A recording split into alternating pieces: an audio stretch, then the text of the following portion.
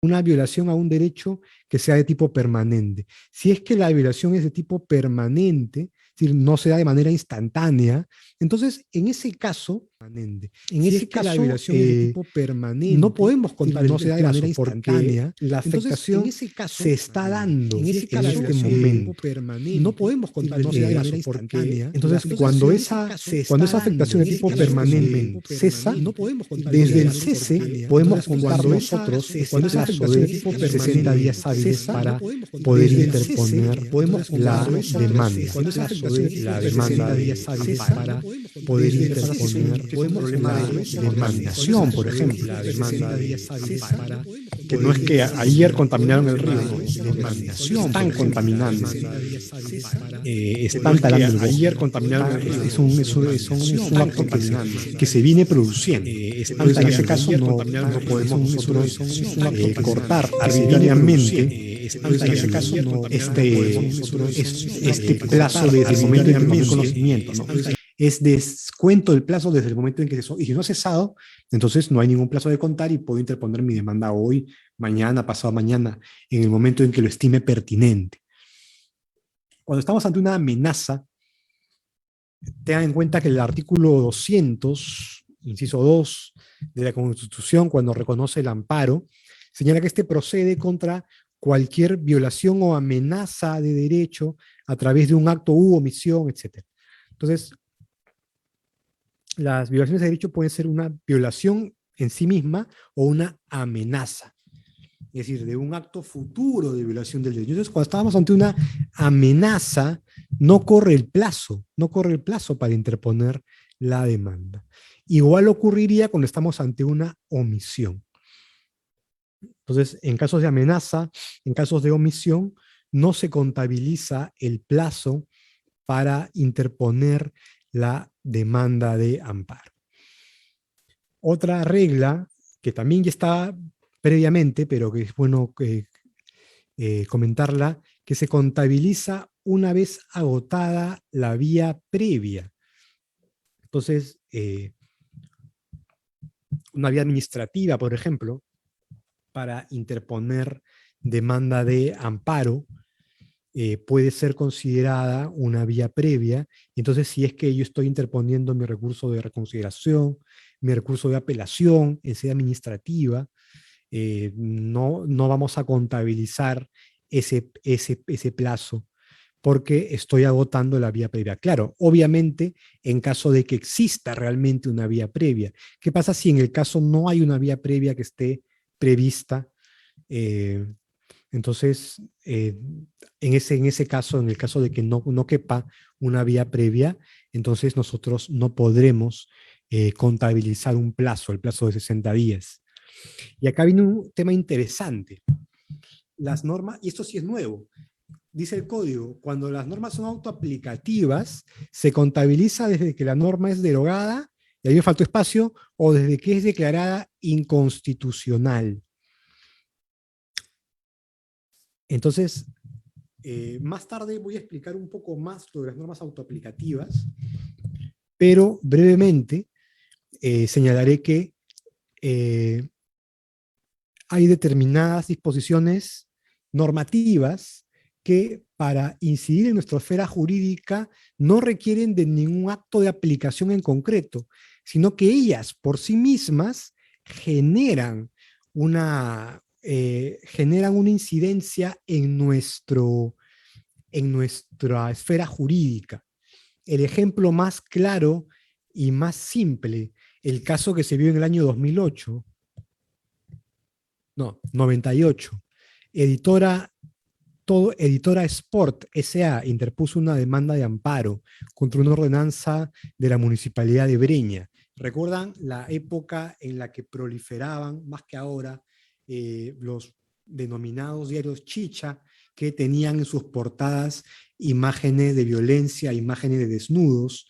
Entonces, lo que quiso esta municipalidad fue, para proteger a la niñez, y a las personas vulnerables en general, prohibir que exhiban este tipo de publicaciones, lo cual esta empresa, Editores Sport, entendió que atentaba contra su libertad de expresión e interpuso una demanda de amparo. Entonces, el tribunal, uno de los primeros casos de norma autoaplicativa, año 98, entiende que esta norma, en tanto establece una prohibición para los que venden periódico de exhibir determinado tipo de productos en sus vitrinas, es autoaplicativa, no requiere un acto de aplicación. Me están prohibiendo algo. Entonces, desde que a mí me están prohibiendo algo, desde el día que está vigente la norma, yo ya no puedo hacerlo. Entonces, la sola norma, la sola entrada en vigencia de la norma me genera a mí una incidencia en mi esfera jurídica. Ya me genera a mí una obligación o una prohibición. Entonces, lo que dice el código nuevo es que se contabiliza el plazo desde que la norma es declarada inconstitucional o desde que la norma es derogada. Entonces, la primera parte me parece que no tiene mayor problema, ¿no? Si estamos hablando de que hay una disposición legal que según el demandante genera una afectación, una amenaza, una violación en mis derechos, parece una afectación de tipo permanente. Y en cuanto tal, en cuanto a una afectación de tipo permanente, en tanto afectación de tipo permanente, no tendríamos por qué contar plazo. Ahora, me genera a mí una duda, esta segunda parte, cuando es derogada, en primer lugar, y cuando es declarada inconstitucional, en segundo lugar. Cuando la norma es derogada, sabemos nosotros, desde la sentencia del caso de la ley Wolfenson, sentencia 19-2005, PI, desde la inconstitucionalidad de este caso, sobre una disposición que regulaba temas relativos al cómputo, al cómputo de la pena cuando la persona estaba en detención domiciliaria. Una sentencia muy conocida del Tribunal Constitucional. Y en la sentencia, el TC por primera vez dice, si la disposición legal es derogada, eso no impide que se pueda hacer un control constitucional, porque la disposición derogada también se aplica, evidentemente. Entonces, ¿qué pasa si es que yo cometí un delito en el año 2010 y en el año 2012 sale otra norma que regula lo mismo, pero con una pena mayor? ¿Cuál me van a aplicar? ¿La ley del 2010 o la del 2012? La del 2010, obviamente. ¿Y está derogada? Sí, está derogada. Y se aplica. Entonces, el hecho de que esté derogada no genera algún tipo de cese o algún tipo de especial cambio en el estatus. Cosa distinta es que desaparezca la obligación. Entonces, ahí ya no hay un tema de plazo, pero vamos por partes para que no nos enredemos. A ver, otro ejemplo de norma derogada que se puede aplicar. Imagínense que en el año 2015 había una exoneración tributaria para los que nos dedicamos a la docencia a nivel universitario, de ficción, obviamente. Y entonces yo, una exoneración tributaria para temas de derecho de impuesto a la renta. Y entonces yo estoy cuestionando ante el Tribunal Fiscal mi impuesto a la renta del 2015, porque hay un cuestionamiento ahí. Y entonces resulta que el año 2016-2017 ya no estaba vigente esa exoneración, solamente el 2015. El hecho de que esté derogada, ¿quiere decir que no se aplique para el 2015? No, pues sí se aplicaba, porque era vigente ese año. Entonces, con los ejemplos queda claro que el hecho de que la disposición esté derogada no quiere decir que no se aplique, necesariamente. ¿Y qué pasa si es que la derogación hace inmediatamente que la obligación cese? Porque eso es contingente, puede pasar como puede no pasar.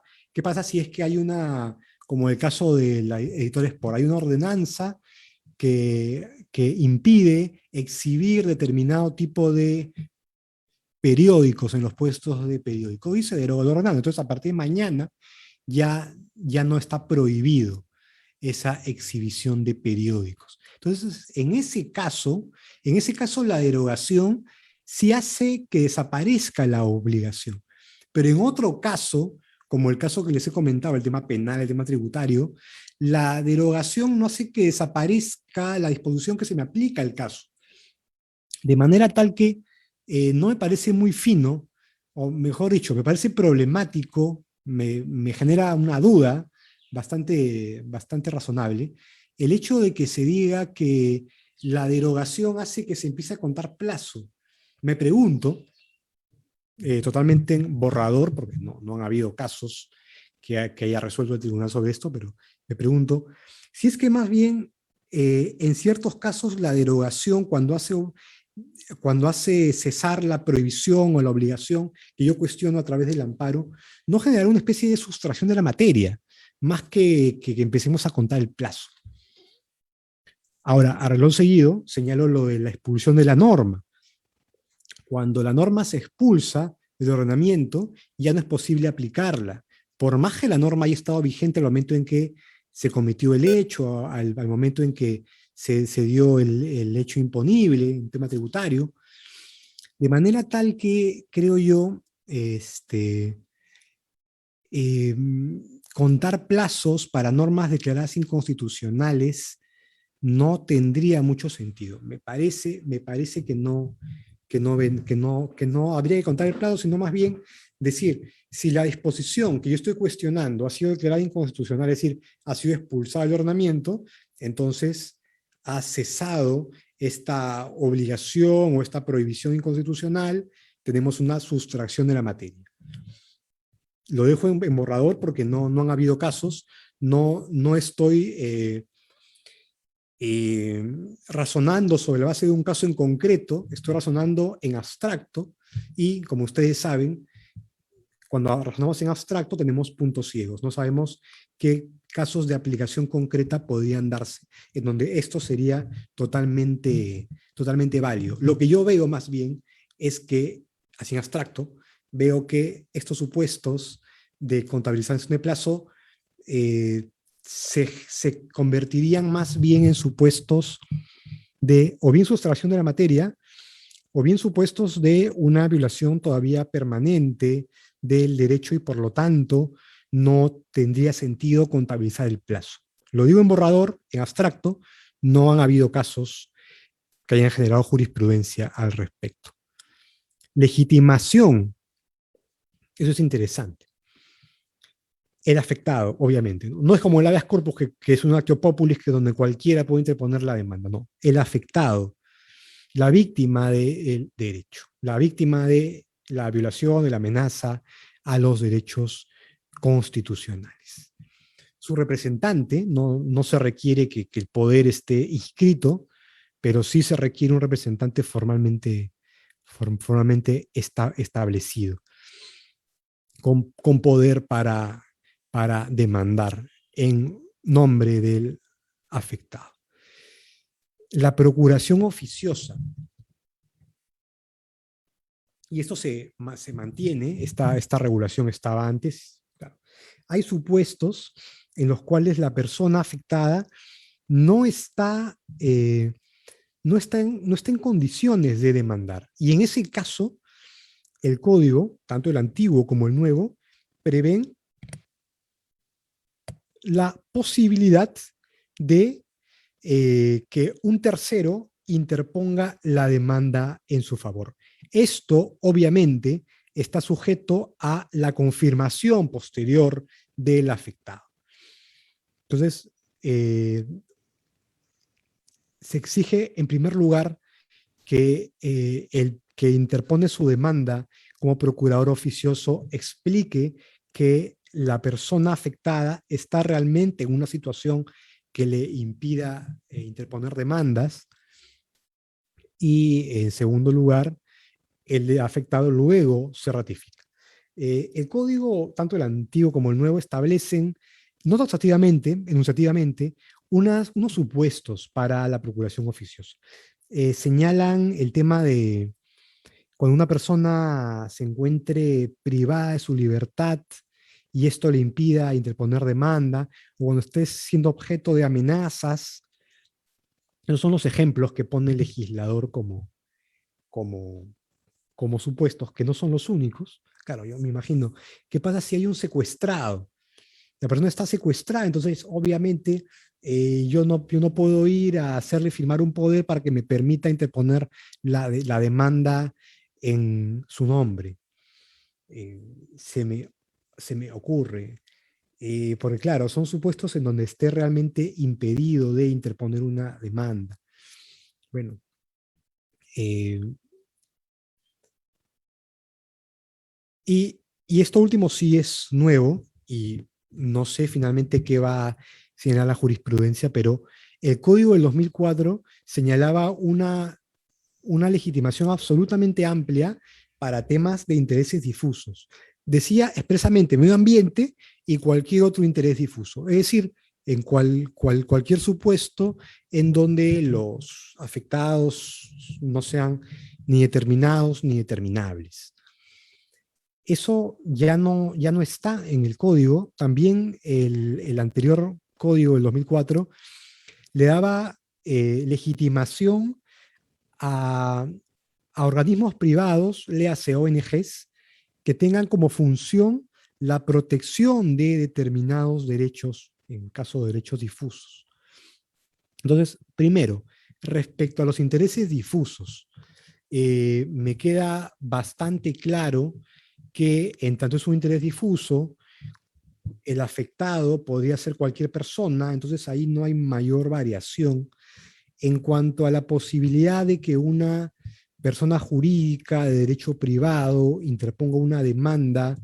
Ya el código no lo prevé expresamente y no sé cómo, claro, porque esta persona jurídica no va a ser afectada por un tema de medio ambiente. Entonces, yo creo que podrían adecuarse esas demandas de una manera distinta, ¿no? Ya no es que la persona jurídica interpone la demanda conforme a su fin social, sino más bien que esta persona jurídica elabora la demanda y entra como abogado, patrocinante, asesorante de quien interpone la demanda, que puede ser cualquier persona afectada por este problema medioambiental, por ejemplo. Se me ocurre, estoy hablando en borrador, en voz alta, en abstracto, no han habido casos que haya resuelto el tribunal con esta nueva regla, de manera tal que esto sí, esto es distinto, pero me parece que exige una, una, una distinta motivación, una distinta fundamentación por parte de quienes interpongan demandas. Juez competente. Y aquí hay dos esquemas, ¿no? Acá estamos volviendo al esquema que está vigente en el año 2006. Cuando hablamos de amparo contra resolución judicial, ya iniciamos el caso, el proceso, no ante el juez especializado constitucional, sino ante la sala superior. Ante la sala constitucional, si hubiera, si no, sala civil. O sala mixta, si no hubiera sala civil. Sala superior, en segundo lugar, la sala constitucional de la Suprema, y en última instancia, el Tribunal Constitucional. Eh, esto ha estado presente en algunas regulaciones anteriores, como les he señalado. El Código Procesal Constitucional tuvo esta regulación que luego fue modificada para darle competencia al juez de primer grado. También la ley 23.506 en algún momento tuvo también esta regulación para que se empiece estas demandas ante la sala superior, y retrocediendo en el tiempo con los primeros procesos constitucionales. Recuerdo la primera ley de las corpus en el Perú, cuando se decía, si la falta es imputable al juez, se interpone la demanda ante el tribunal correccional, ¿no? Ante la sala superior. Entonces, esto tiene dos lecturas, ¿no? Por un lado, se dice que esto es anacrónico, es desfasado, esto es pensar que el, que el Poder Judicial está jerarquizado, cuando en realidad estos grados no son jerárquicos, porque hay independencia judicial, sino son funciones distintas. No es lo mismo conocer el proceso en primera instancia que conocer de una apelación, que conocer de una casación, si fuera el caso. Pero otra lectura que creo que es más adecuada es la siguiente. Creo yo que el amparo contra resolución judicial tiene que tener una lectura distinta, una dogmática distinta, que no la tiene nuestro ordenamiento jurídico, porque no es lo mismo hacer un control judicial de una resolución administrativa que de una resolución judicial. La resolución judicial goza de una mayor legitimidad. Ejemplo. Cuando hacemos el control judicial, constitucional, de una resolución judicial, la justicia constitucional no se mete con los hechos declarados por el juez. No se mete con las pruebas, con los medios probatorios. Nunca, jamás hace un reexamen probatorio. Eso está vedado. No es una suprainstancia, y bajo el término de que no es una suprainstancia, no lleva a cabo este análisis de valoración probatoria, no hace un reexamen probatorio. Y los hechos los deja tal cual. Pensemos, ¿qué pasa cuando hacemos un análisis constitucional de una resolución administrativa? Ejemplo, cuestiono a la ONP, que a pesar de que yo he aportado más de 20 años, no me ha reconocido mis 20 años y solamente me ha reconocido 14 años. ¿Qué hace la justicia constitucional? ¿Dice que no puede reexaminar los hechos? No. A pesar de que no es una superinstancia, pero reexamina los hechos cuando resuelve temas administrativos. Y dice, no, acá la ONP le ha reconocido solamente 14 años, cuando en el expediente administrativo constan estas boletas y constan estos certificados por los cuales se advierte que en realidad aportó 21 años con 6 meses. Eso es pan de cada día en la justicia constitucional. Entonces, en el ámbito administrativo, hacemos un control total, y en el ámbito jurisdiccional hacemos un control deferente. Y la deferencia no es algo nuevo. Recuerden ustedes cuando hacemos un control constitucional de una ley, ya sea por control concreto o por control abstracto. Para el ejemplo, da lo mismo. Cuando advertimos que una ley aplicada a un caso concreto resulta inconstitucional, ¿la inaplicamos a la primera? No. Primero buscamos alguna interpretación que sea conforme con la Constitución, y si no encontramos ninguna interpretación conforme con la Constitución, ahí recién inaplicamos, ¿no? El control concreto, control difuso. Lo mismo sucede con el control concentrado, con el control abstracto. El Tribunal Constitucional, cuando advierte que una ley cuestionada en un proceso de inconstitucionalidad podría ser inconstitucional porque el demandante la interpreta de manera inconstitucional, ¿qué hace? Mira si no habrá una interpretación conforme a la Constitución, interpretación conforme.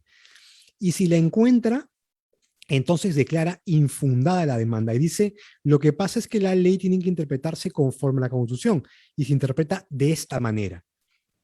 Ven cómo en ambos casos partimos del presupuesto consistente en que el legislador, que es el órgano democrático por excelencia, ha actuado conforme a la Constitución.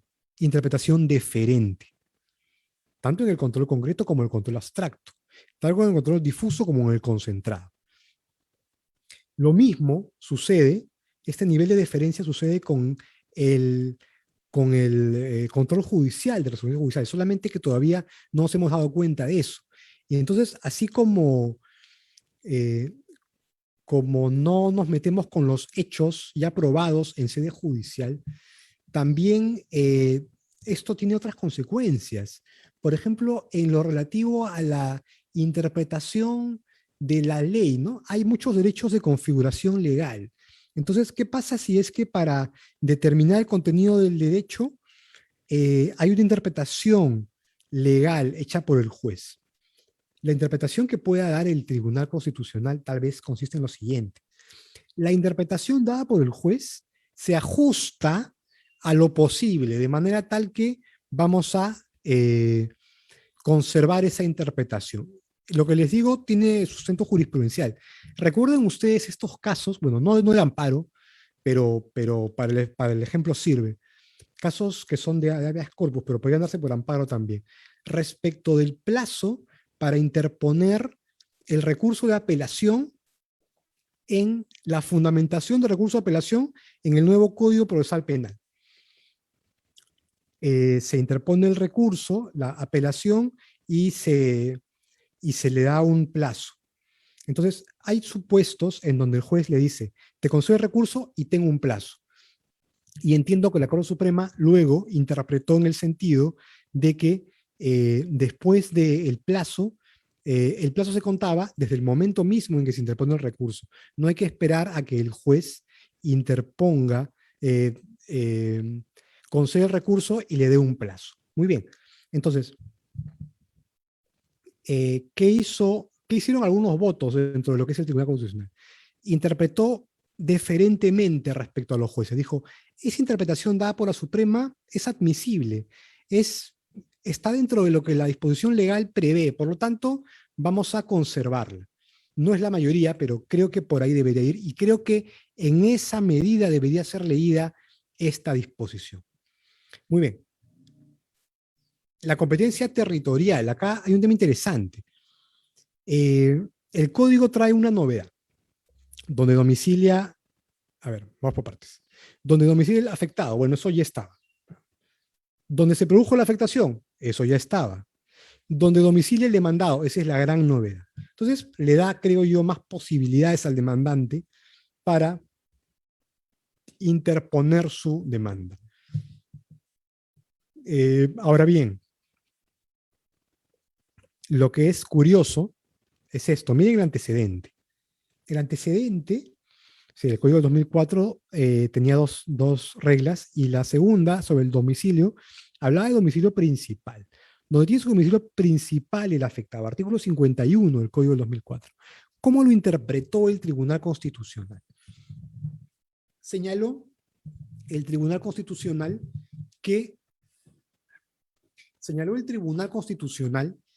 que este domicilio es el domicilio del DNI, a pesar de que la ley prevé a otras entidades poder reconocer domicilio.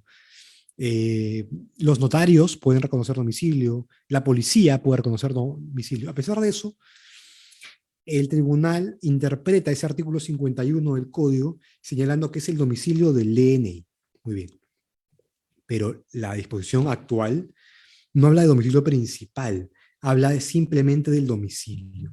Y sabemos que la persona puede tener más de un domicilio, de manera tal que yo creo, lo digo a título personal y en borrador y en abstracto, no ha habido casos, que esta distinto fraseo podría llevar a una reinterpretación del criterio. Podría llevar, digo, yo no digo que el criterio se haya reinterpretado ni que el criterio haya sido dejado sin efecto, pero podría llevarnos a una reinterpretación, de manera tal que se diga, antes la norma hablaba de domicilio procesal y por eso se exigía DNI.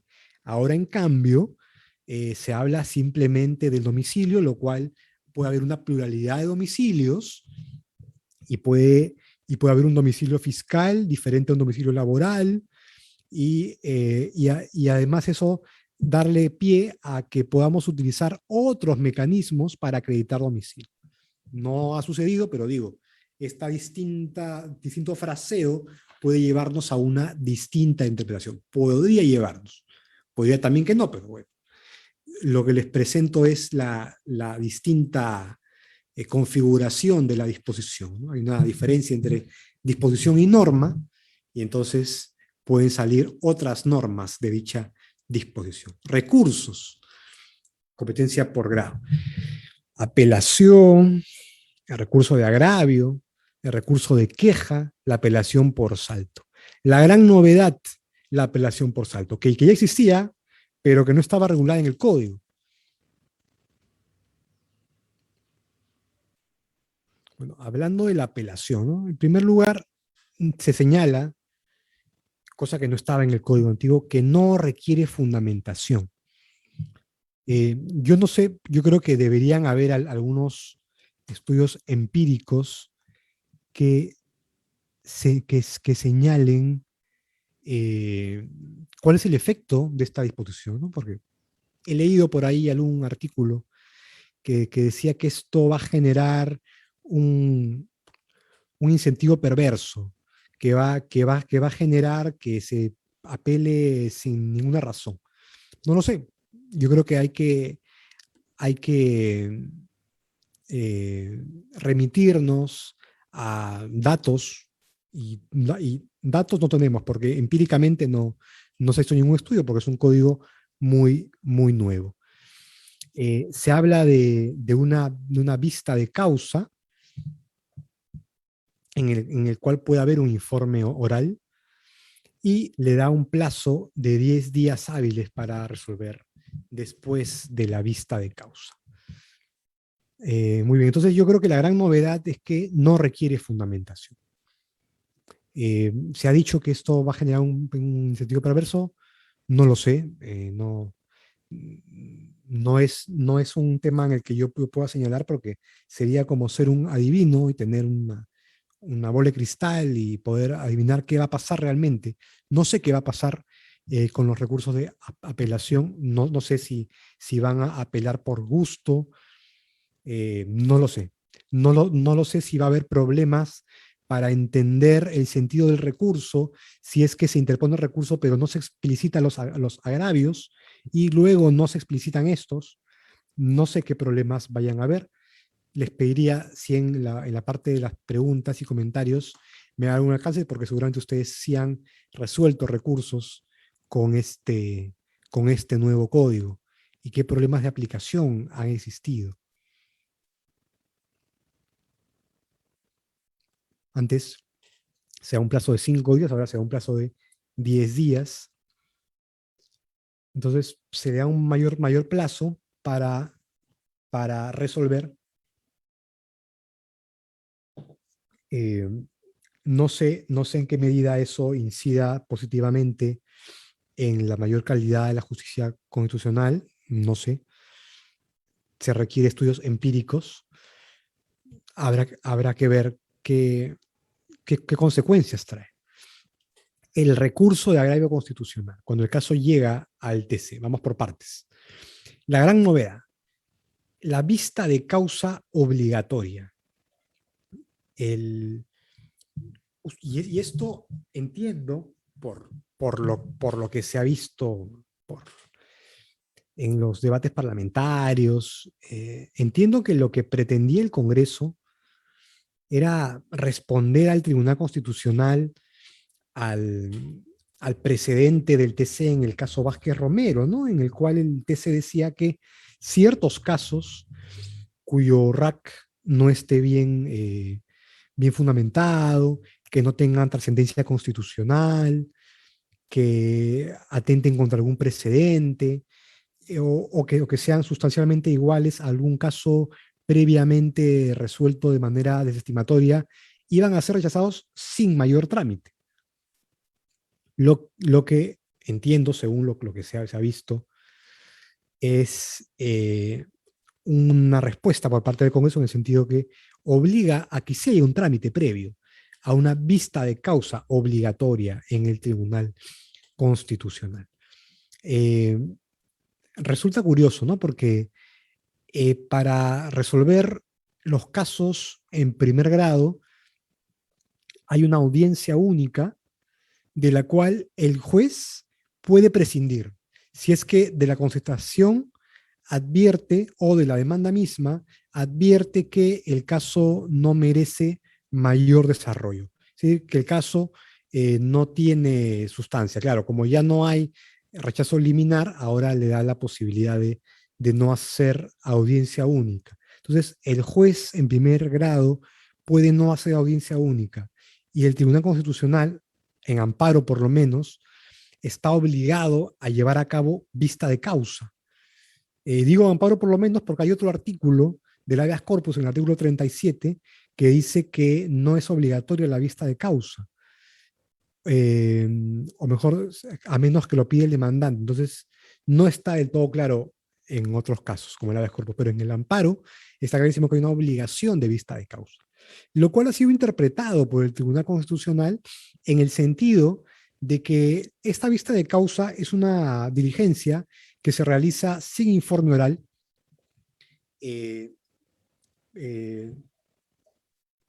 asegurando el derecho de defensa. El artículo 24 dice que la vista es obligatoria y que además debe asegurarse el derecho de defensa por parte de los demandados y, bueno, de las partes, el derecho de defensa. Y lo que ha hecho el tribunal es modificar su reglamento normativo y establecer que se anuncia que habrá una vista de causa sin informe oral y que estas personas podrán hacer ejercicio de su derecho de defensa por escrito. Y sobre la base del expediente y lo que presenten por escrito, las salas resolverán. ¿Qué resolverán? Pueden declarar improcedente el caso o pueden decidir que el tema tenga audiencia pública ante el Pleno o ante alguna de las salas del Tribunal Constitucional. Y lo que me llama la atención es que no se haya regulado el tema de los RACs atípicos. Claro, no me llama la atención respecto al Código del 2004, porque en el 2004 no existían los RACs atípicos, pero la jurisprudencia fue avanzando a supuestos en los que no solamente se trataba de resoluciones infundadas o improcedentes. Claro, la Constitución dice resolución denegatoria, un término bastante abierto. Lo que fue reinterpretado por el TC en el caso de Dirección Nacional de Pesquería, año 2006 aproximadamente, con un precedente en el cual decía: cualquier resolución de segundo grado que atente contra el precedente es materialmente denegatoria por el aspecto objetivo de los derechos.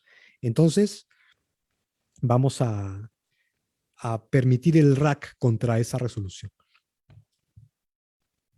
Lo cual fue dejado sin efecto años después por el caso Consorcio Requena.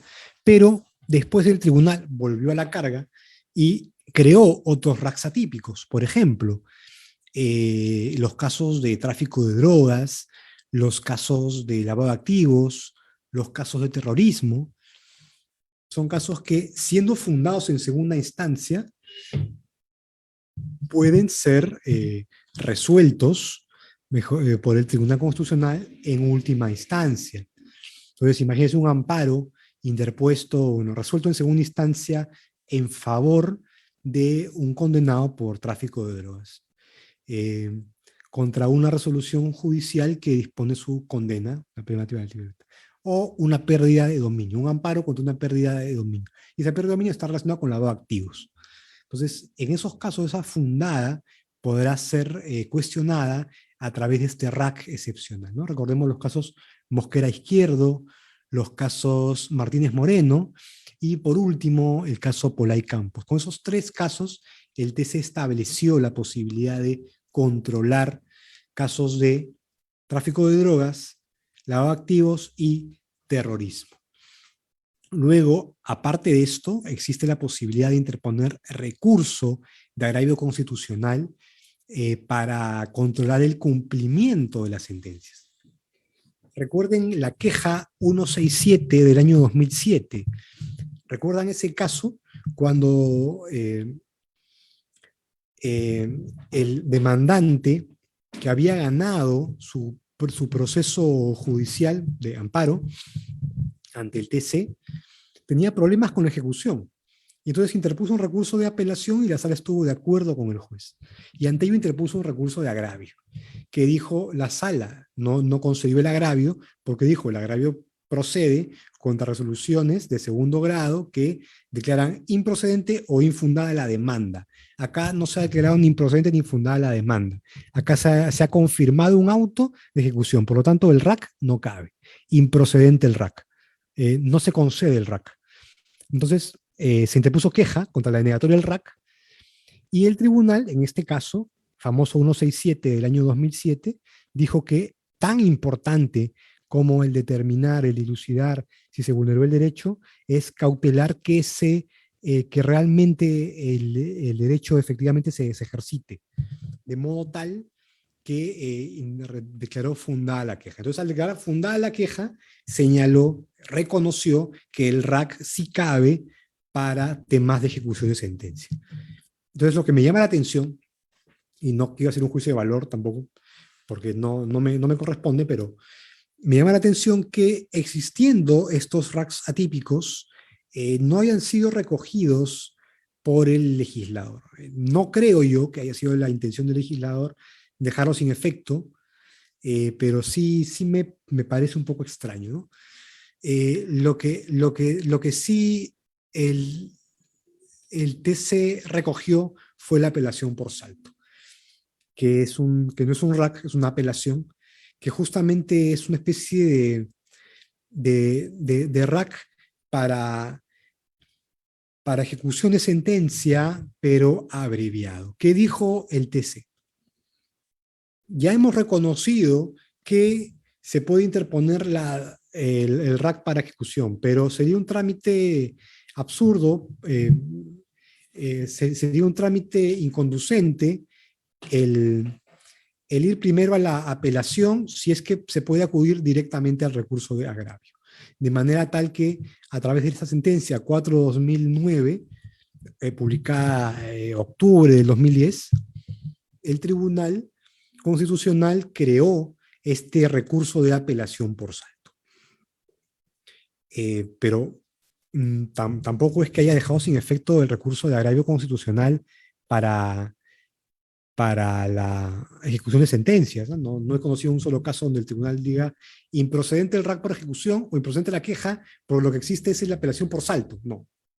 Eso no ha dicho. Lo que ha señalado es que hay una vía más rápida, que es la apelación por salto, para todo lo que es ejecución de sentencias. Y ha establecido reglas que no estaban en la jurisprudencia, y que es del caso comentar que, bueno, eso de que se resuelve sin audiencia, bueno, eso ya hay que existir. Pero esto de que no procede para casos donde tengan un cumplimiento progresivo.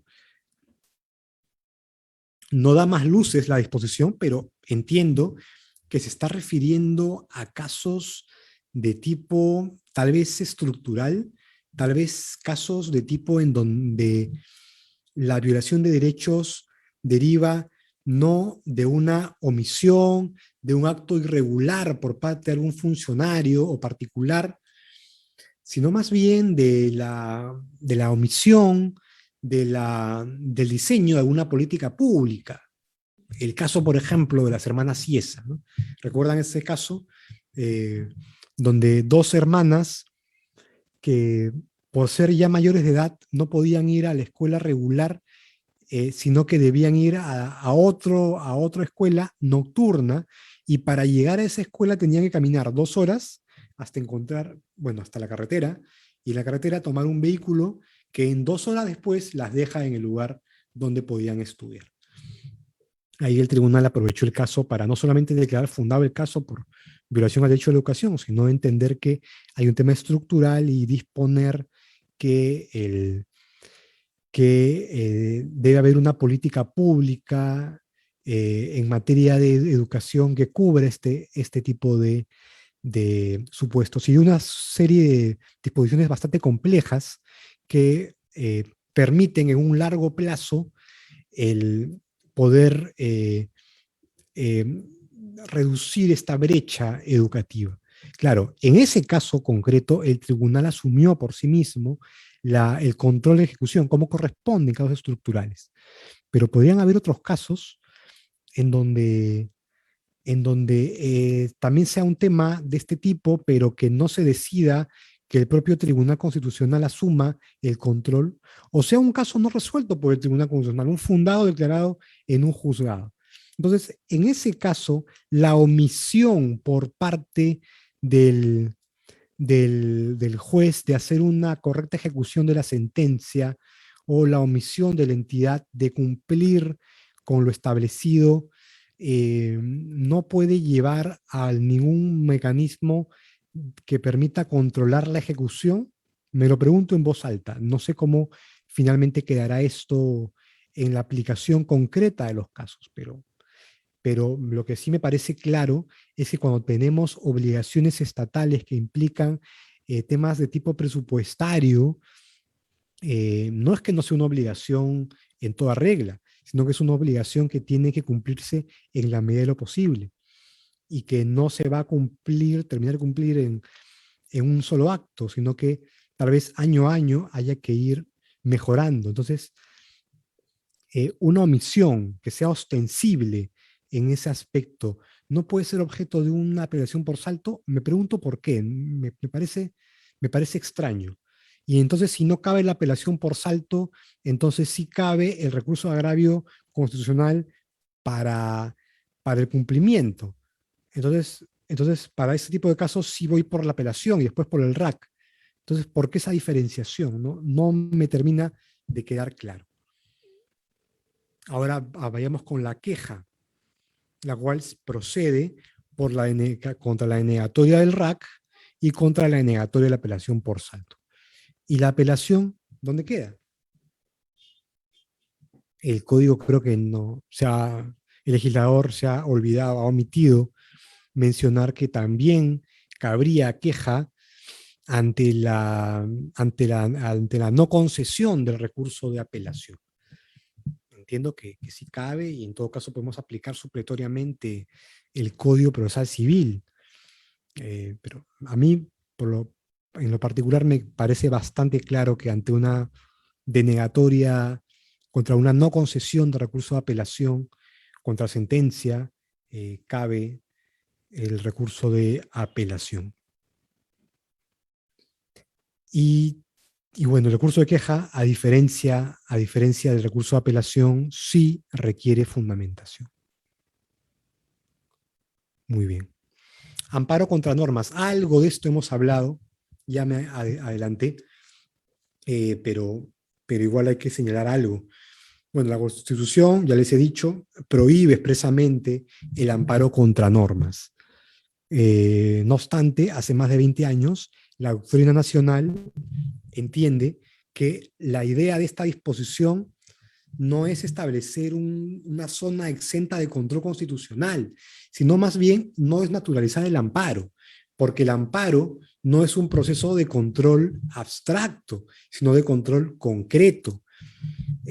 Controlamos actos u omisiones, pero no controlamos por el amparo disposiciones legales, normas que son de carácter general, cuyo examen abstracto le corresponderá, si es norma legal con rango legal, al proceso de inconstitucionalidad; si es una norma con rango infralegal, será la acción popular a cargo del Poder Judicial.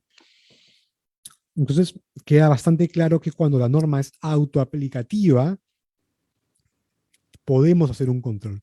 Pero lo que sí quería decirles es que el código, cuando habla de este control en el artículo 8, no habla de norma autoaplicativa. Habla simplemente de que cuando tengamos que hacer algún control constitucional de alguna otra norma constitucional.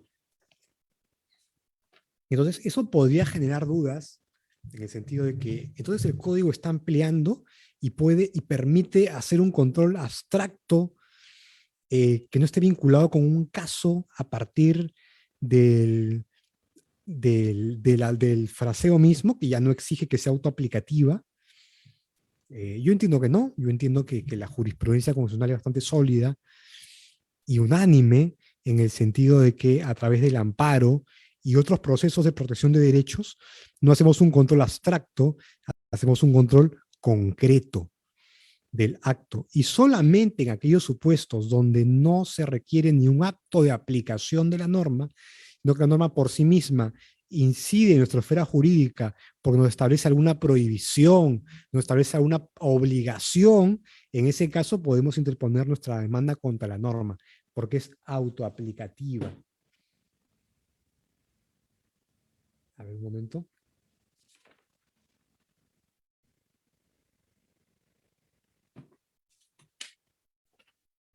Bueno, lo que sí es claro, y debo señalarlo,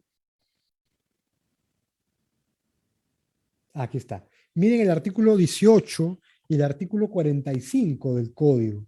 Ambos artículos mencionan las normas autoaplicativas. Entonces, tampoco es que el legislador se haya olvidado de las autoaplicativas, sino que creo yo que una lectura desprolija, aislada del artículo 8 podría llevarnos a pensar que el legislador ha autorizado hacer un control abstracto, desvinculado de algún caso concreto de aplicación a través del amparo, cosa que me parece que no se condice con la jurisprudencia constitucional y con las otras normas del código, ¿no? El artículo 18, 45, nos hablan también de norma autoaplicativa, entonces creo que vamos en ese esquema.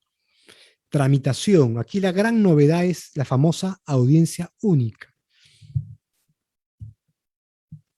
El juez admite la demanda y desde que se admite la demanda, desde que se interpone la demanda, aunque eso no está muy claro en el texto, dice, admite la demanda y dentro de los 30 días hábiles. Entonces, algunos textos que he leído señalan que se entiende que es 30 días hábiles desde que se interpone la demanda.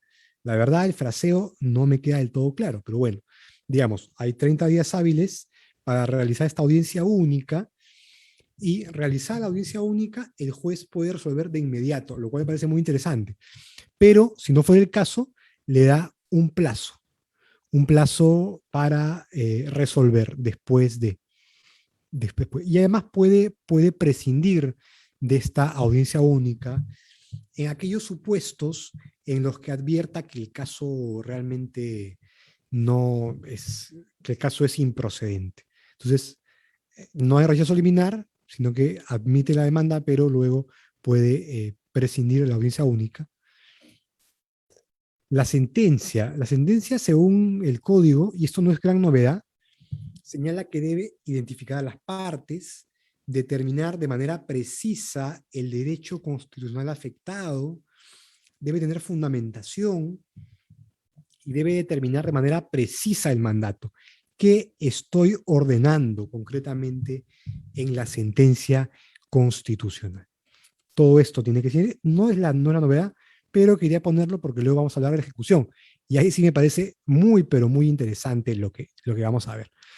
Por ejemplo, dice, y esto no estaba en el antiguo modelo, ante el incumplimiento de la sentencia, pone en conocimiento del Ministerio Público. Claro, un incumplimiento de sentencia podría configurar algún delito como omisión de funciones, por ejemplo. Luego, ahí me parece muy interesante, disponer el inicio del procedimiento disciplinario. Yo me acuerdo que el anterior modelo señalaba la posibilidad de disponer destitución, lo cual era bastante problemático porque el amparo, el habeas corpus, el habeas data, no son procesos destinados a deslindar responsabilidad, son procesos destinados a determinar si se ha vulnerado o no un derecho fundamental. Y entonces, si vamos a destituir a una autoridad, es mejor que se le destituya en virtud de los procedimientos. O sea, era mucho más saludable que se remita copias a la entidad donde, conforme a la ley Servir, por ejemplo, se le sigue un procedimiento administrativo y, si fuera el caso, el titular de la entidad dispone la destitución de la persona. En vez de que el juez de amparo disponga su destitución cuando no ha habido un proceso destinado a deslindar su responsabilidad, que es distinto a determinar si se ha violado o no el derecho.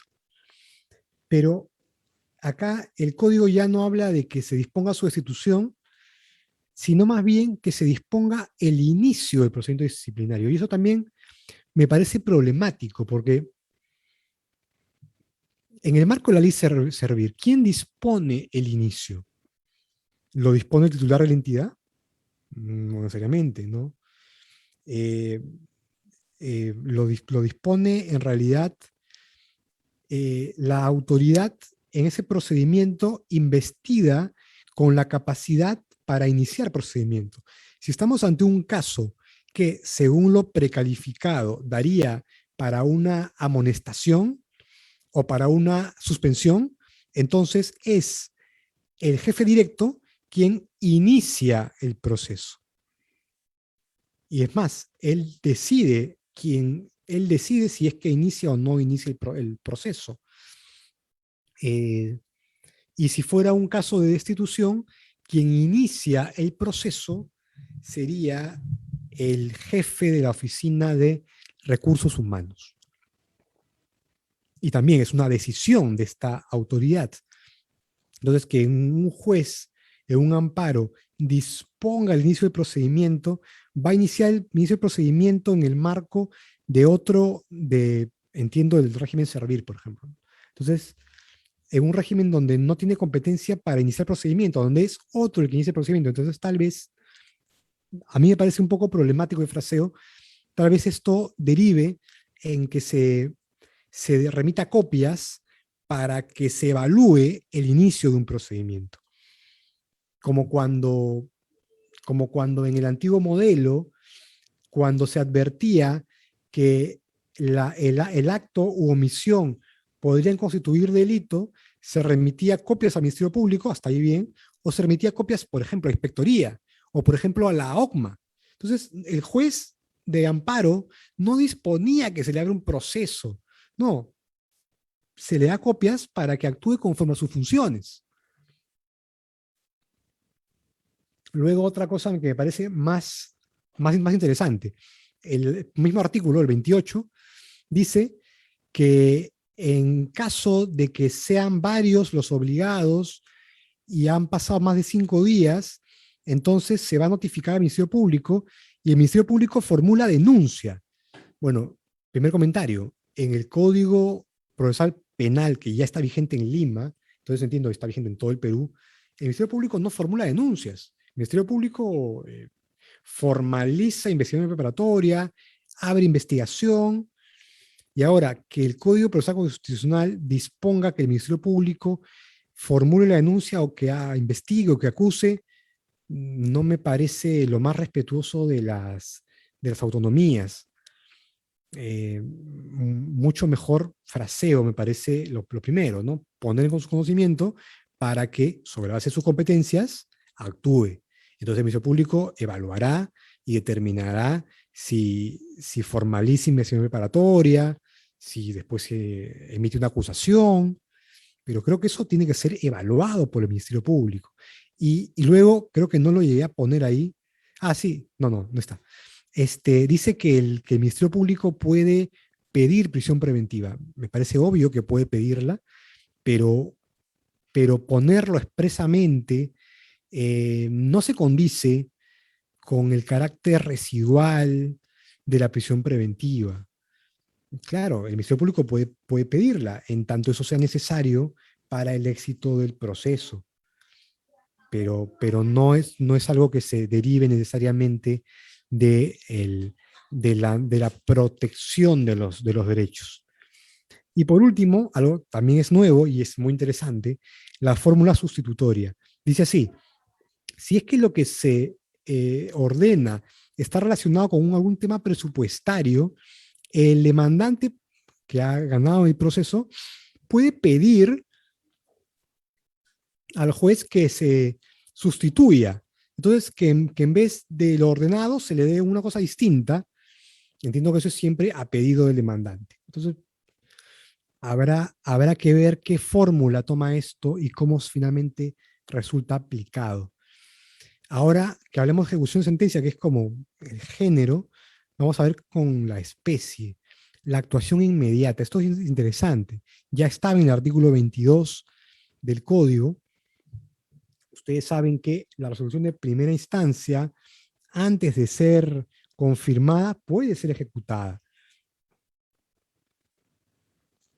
Y ahí el TC este año publicó una sentencia, marzo más o menos, en donde señala que la resolución puede ser ejecutada, pero siempre y cuando no sea revocada. Si la resolución es revocada, pierde toda virtualidad y ya no puede ser ejecutada como actuación inmediata de la sentencia.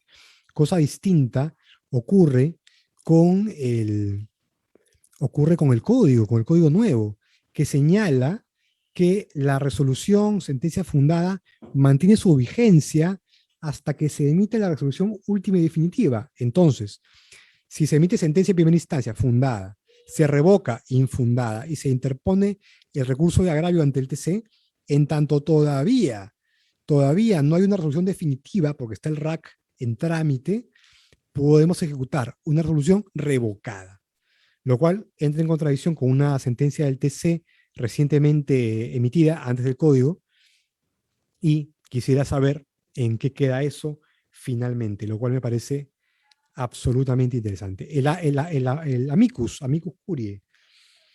El artículo 5 del título preliminar tiene una regulación peculiar. Parece restrictiva. Parece decir, amicus solamente cuando el juez lo pide. Nada más, parece. Lo que el TC ha reinterpretado. Ya el TC ha emitido una serie de autos en procesos de inconstitucionalidad en los que acepta amicus. Y dice, bueno, sí, el código dice que el juez puede pedir el amicus. Muy bien, pero eso no impide que el amicus pueda presentarse y que el juez finalmente lo acepte. Obviamente, para que el amicus actúe dentro del proceso requiere que el juez lo acepte. Pero lo importante aquí es que no es tan restrictivo como parece decir el código. Ya el TC ha tomado posición. No solamente es a pedido del órgano jurisdiccional, también un experto en una materia técnica puede presentarse al proceso y pedirse el amicus, lo cual será evaluado y determinarán en su caso si es que corresponde o no corresponde aceptarlo. Medida cautelar. Aquí solamente señalar unas cosas que me parecen bastante curiosas. Artículo 18, que hay que ver su irreversibilidad, ¿no? Irreversibilidad, cuando en realidad las medidas cautelares son por esencia variables, por lo tanto reversibles. Entonces, tal vez es un error material del legislador, quiso decir reversibilidad o no irreversibilidad. Pero así como está puesto, creo que merece algún tipo de ajuste jurisprudencial.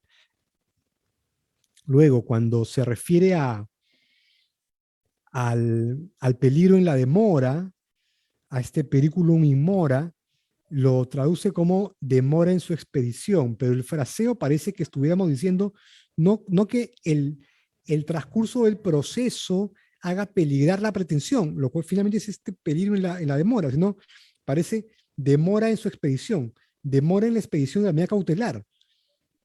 Entonces parece más bien un error de tipeo, ¿no? Un error material.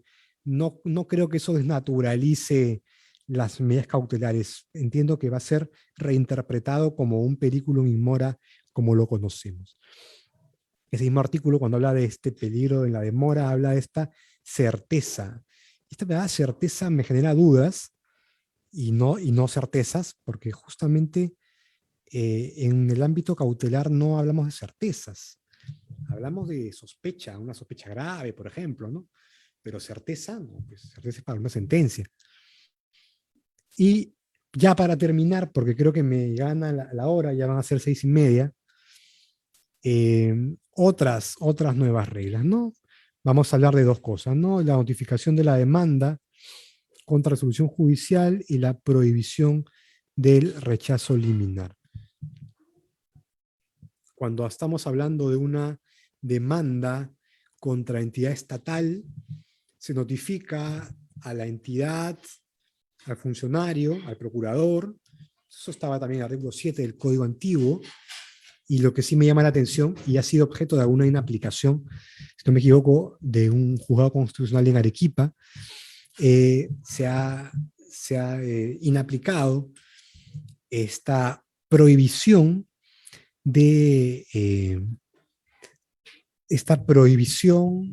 notificar al juez en las demandas de amparo contra resolución judicial.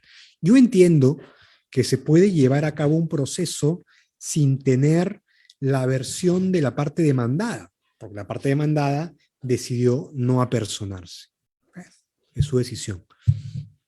pero lo que no entiendo es realmente en qué se basó el legislador para prohibir notificar.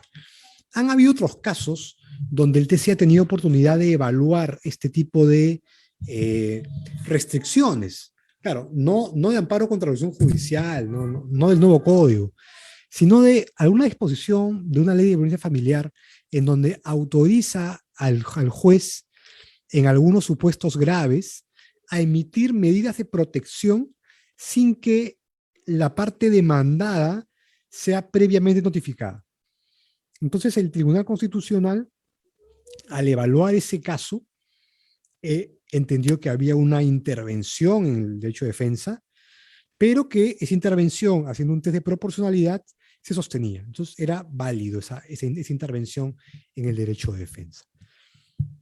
Eso es lo que dijo el Tribunal Constitucional. Muy bien, entonces entendía que habían razones como la protección frente a amenazas que pudieran ser irreparables de las víctimas de violencia familiar en casos graves. ¿Se entiende? Ahora, yo me pregunto, en borrador en voz alta y en abstracto, ¿no? Sin haber visto ni un solo caso en concreto, ¿de qué manera esta intervención en el derecho de defensa realizado por el legislador genera la satisfacción de algún otro bien constitucional, que es el primer paso para evaluar la proporcionalidad? Y la verdad yo no lo encuentro. Entonces yo no sé realmente las razones del legislador para prohibir esto en un amparo contra resolución judicial. Bueno, esto entiendo que será objeto de alguna jurisprudencia constitucional. Al día de hoy no hay nada publicado en el TC, pero bueno, entiendo que ya el TC tomará alguna decisión al respecto, porque llegará algún caso en el que tendrá que decidir, por ejemplo, si admite a trámite una demanda, imagínense, un rechazo liminar, y el TC decide admitir a trámite en sede del Tribunal Constitucional. Entonces, admite a trámite la demanda. Entonces, tiene que decidir si es que esta demanda la admite a trámite, si es que al admitir a trámite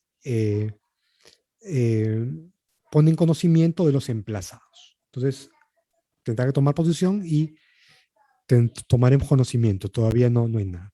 Y esta prohibición de rechazo liminar. Supongo que lo que está detrás es evitar que las demandas de amparo, de habeas corpus, sean rechazadas liminarmente como una forma de evitar sacudirse de ciertos casos. No sé, y creo que eso también merece algún estudio empírico, después de 6 meses de aplicación del código, en qué medida la prohibición de rechazo liminar ha garantizado una mejor tutela. Lo que sí me queda claro es que casos manifiestamente improcedentes van a tener que ser admitidos a trámite con el consiguiente gasto de horas hombre.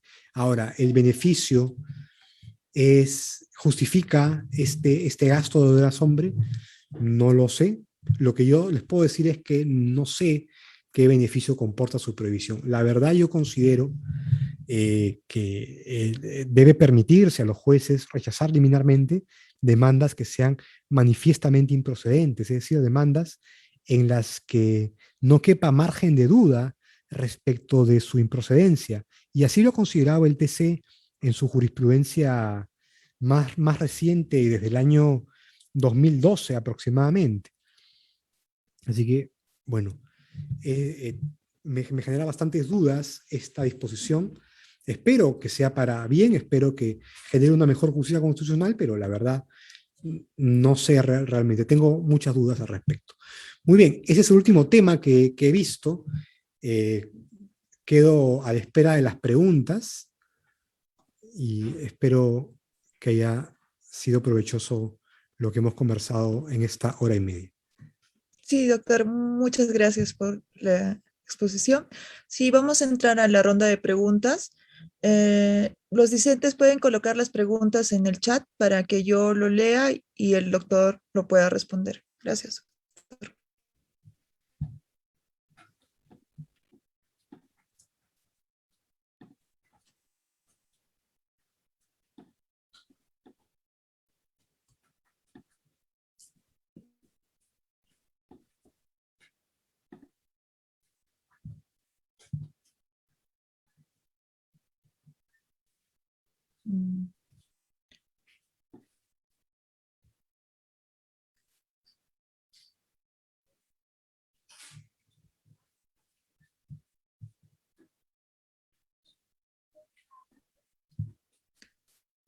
doctor. Creo que no. A ver, buenas tardes, excelente exposición, muy clara, señala el doctor Marco Antonio. Muchas gracias, doctor Marco.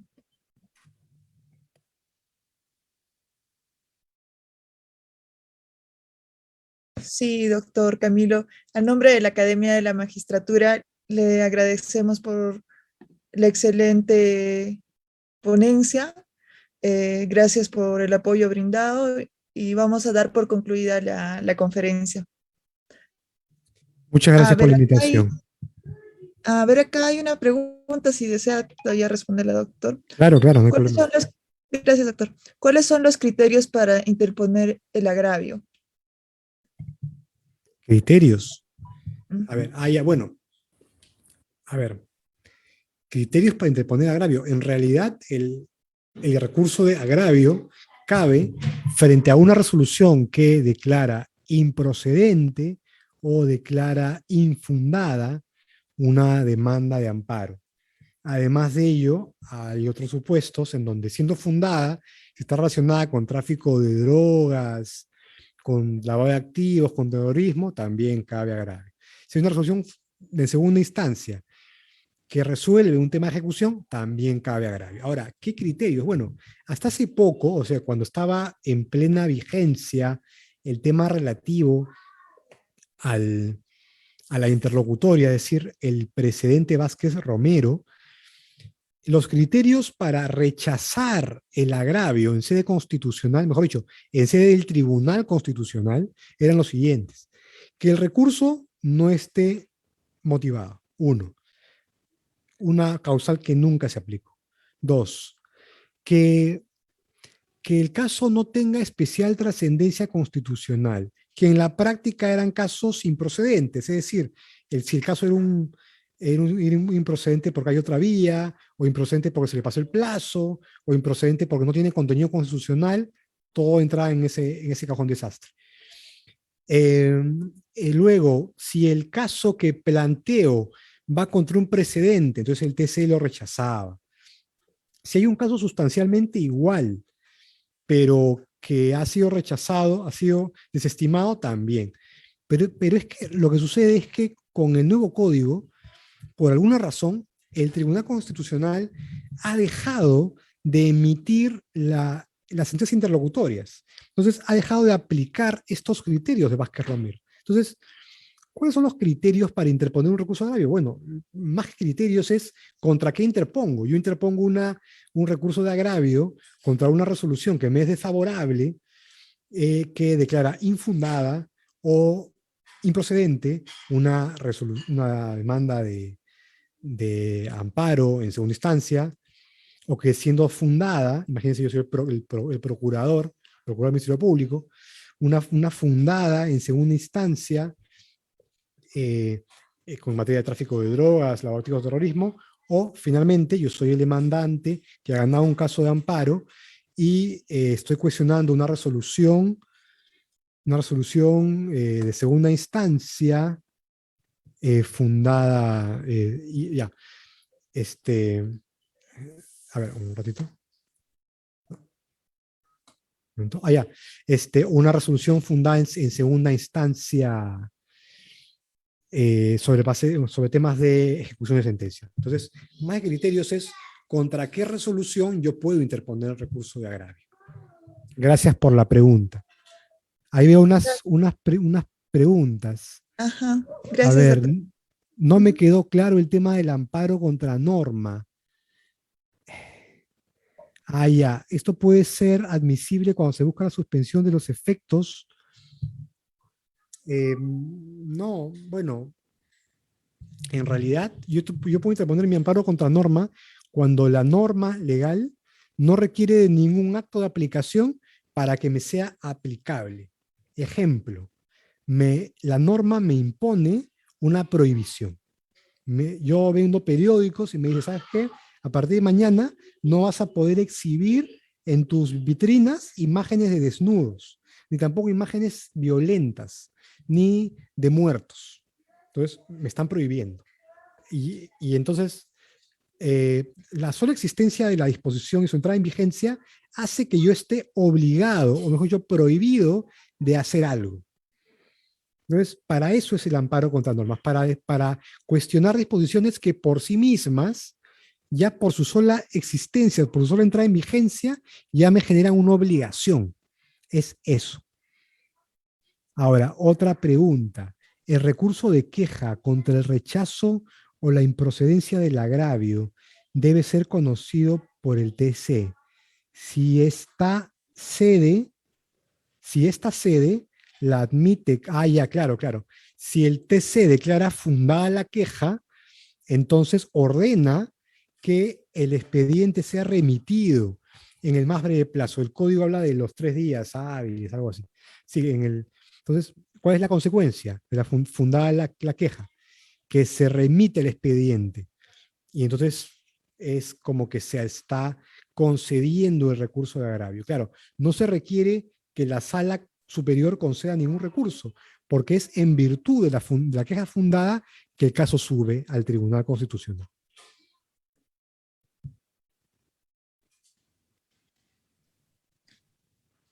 Sí, doctor Camilo. Creo que con ello Tengo estaríamos una última terminando. pregunta, doctor. La voy a pasar a leer. La fundamentación del recurso.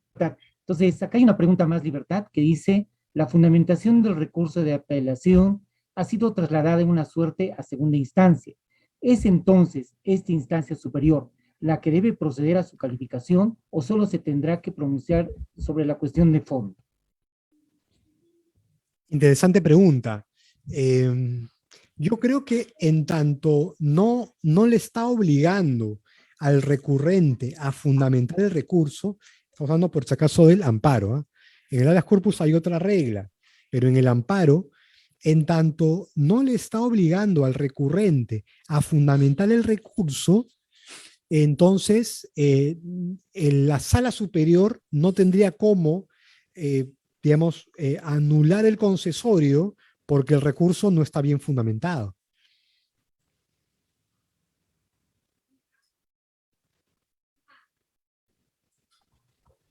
Correcto, doctor, muchas gracias. Nuevamente le reiteramos nuestro agradecimiento a nombre de la Academia de la Magistratura, sede Cusco, al doctor Camilo Suárez López de Castilla, por su importante colaboración en el desarrollo de esta conferencia.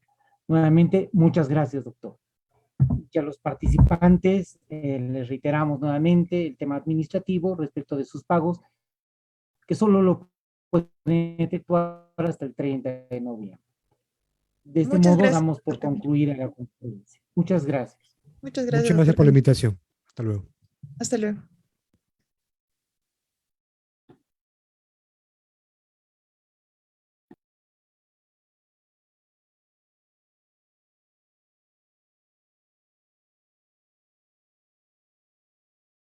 Recording stopped.